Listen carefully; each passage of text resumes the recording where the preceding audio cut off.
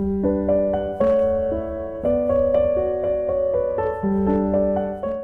friends, welcome back to 365 Days of Love and Miracles with A Course in Miracles. My name is Arlene Garris, and I'm so glad that you're here today. Please remember to stay right until the very end because I have a special treat for you. If you enjoy the video, please click like below. It makes it much easier for other people to find the videos and gain the benefits of practicing A Course in Miracles. Let's get on with today's lesson. Today we are reading Lesson 4 in the workbook. These thoughts do not mean anything. They are like the things I see in this room, on this street, from this window, in this place. Unlike the preceding ones, these exercises do not begin with the idea for the day. In these practice periods, begin with noting the thoughts that are crossing your mind for about a minute. Then apply the idea to them. If you are already aware of unhappy thoughts, use them as subjects for the idea. Do not, however, select only the thoughts you think are bad. You will find, if you train yourself to look at your thoughts, that they represent such a mixture that, in a sense, none of them can be called good or bad. This is why they do not mean anything.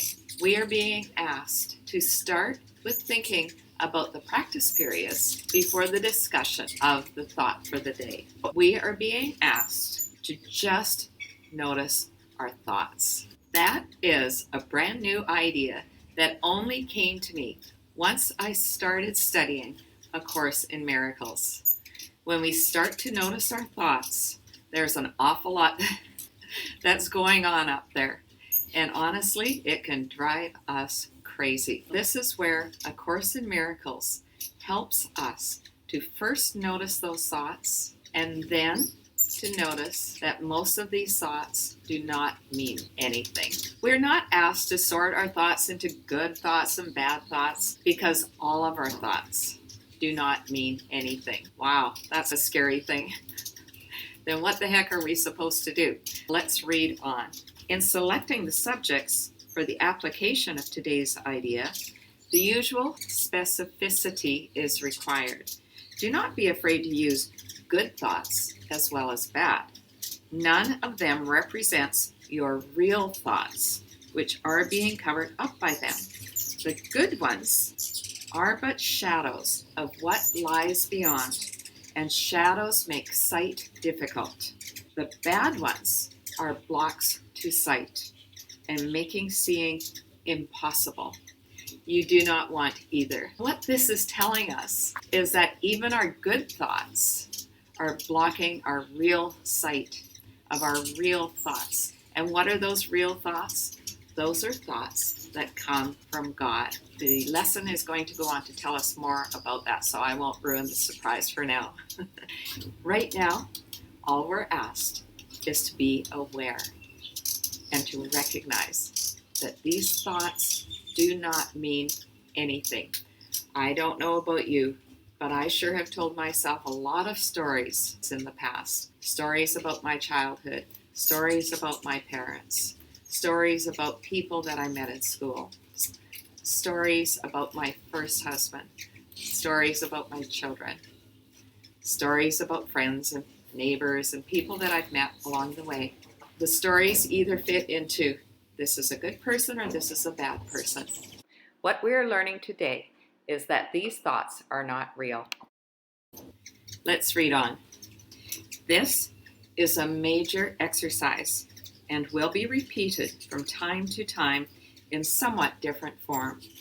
The aim here is to train you in the first steps toward the goal of separating the meaningless from the meaningful. It is a first attempt in the long-range purpose of learning to see the meaningless as outside of you and the meaningful within. It is also the beginning of training your mind to recognize what is the same and what is different. We are going to be practicing this idea over and over again throughout the course, because this is a key idea. The idea that my thoughts do not mean anything. Oh my gosh, can you just imagine being freed of all of the torment that we do to ourselves when we think all of the crazy things that we think? Instead, we're going to learn to think with the mind of God. Everything else is meaningless.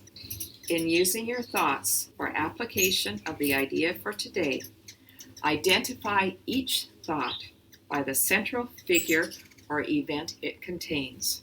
For example, this thought about blank does not mean anything. It is like the things I see in this room, on this street, and so on. So this thought that I have about the hummingbirds, there's a lot today. I'm going to show them to you at the end. These thoughts do not mean anything. Yes, I love them. I take delight in them. But I wonder how God sees them. That's how I want to see them. Through the eyes of love. My thoughts about my husband do not mean anything. My thoughts about my friends do not mean anything. Even my thoughts about being in this beautiful paradise of Mexico do not mean anything. You can also use the idea for a particular thought that you recognize as harmful. This practice is useful, but is not a substitute for the more random procedures to be followed for the exercise. Do not, however, examine your mind for more than a minute or two. You are too inexperienced as yet to avoid a tendency to become pointlessly preoccupied. Suggested practice is first thing in the morning, last thing at night, just before we go to bed. Just take a minute or so and close your eyes and recognize these thoughts do not mean anything.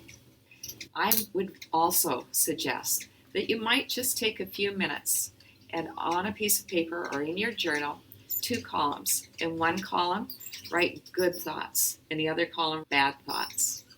So good thoughts for me would be, I love my husband, I love my dog, I love my friends, I love Mexico, I love swimming in the ocean. The list goes on and on. There are so many things that I love. And on the bad list would be, I hate being cold. My friends back in Canada right now are having a lot of snow. I don't like snow. I used to love it when I was young and I went snow skiing up in the mountains, but I don't really like it very much when it makes it hard to drive and get around. I also don't like it very much because my husband has difficulty walking and the snow literally makes it impossible for him to go outside. So here we are enjoying this beautiful paradise. But that would go on my bad list. That's just an example. Another bad list would be, I don't like it when people ignore me. That's my ego. That is 100% my ego. And it's getting much better. But that has been very much on my bad list for a number of years. We have this list. We think that the good thoughts make us happy, and they do. But here's the point. All of those things are temporary. They will all fade away in time. The day may come that I cannot go to Mexico. The day may come that I lose people that I love. What good do those thoughts do me? They are temporary. If I have a beautiful home to live in, I could lose that. So this is about learning to hold the world lightly. This is about learning to let go of our attachments to the physical things in our world, or even people, places, and things. In writing that list down, now we want to scrunch it all up and throw it away. These are not the things that make us happy, and they certainly are not the things that make us sad. We think that they do, but there's much more to learn about how that works as we go through the lessons. So please stay tuned. Further, since these exercises are the first of their kind, You may find the suspension of judgment in connection with thoughts particularly difficult. Do not repeat these exercises more than 3 or 4 times during the day. We will return to them later. Yes, these thoughts do not mean anything. And this lesson is repeated throughout the course, so we don't need to get it perfect right from the beginning. All we're doing is we're opening the door a crack. We're sticking our toe in the water. We're just testing to see how these ideas fit for us. And if we stay with them, I guarantee that you will find that your life will change as you begin to recognize the thoughts, the stories, all the things that we make up. They're all nonsense. I want to say a swear word here, but I won't. With that, I have that special little treat for you. The hummingbirds are super active today.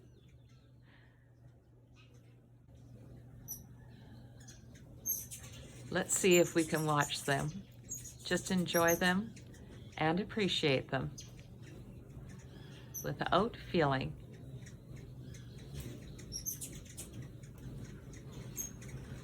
that we need to have any thoughts about them.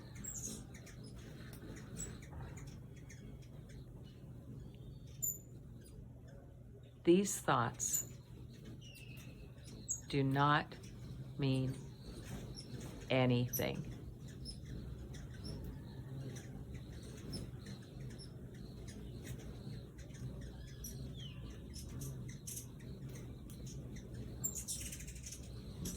These thoughts do not mean anything. Thank you for being here. Have a wonderful day. I love you.